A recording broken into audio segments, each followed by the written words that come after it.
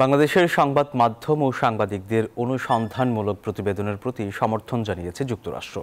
সেই সাথে বাংলাদেশের গণমাধ্যমের ভূয়সী প্রশংসা করেছেন মার্কিন পররাষ্ট্র দপ্তরের মুখপাত্র ম্যাথিউ মিলার।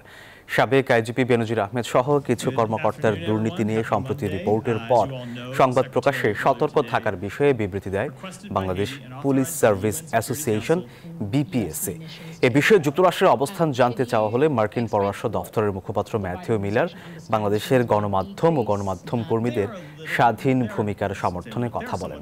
একই সঙ্গে এ ধরনের প্রতিবেদন প্রকাশের জন্য বাংলাদেশের গণমাধ্যমের প্রশংসা করেন।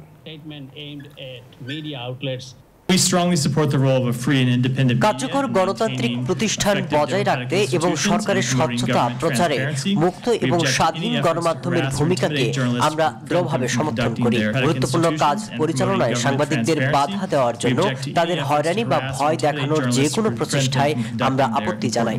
বাংলাদেশের সাংবাদিকদের অনুসন্ধানমূলক কাজের প্রতি যুক্তরাষ্ট্রের পূর্ণ সমর্থন রয়েছে।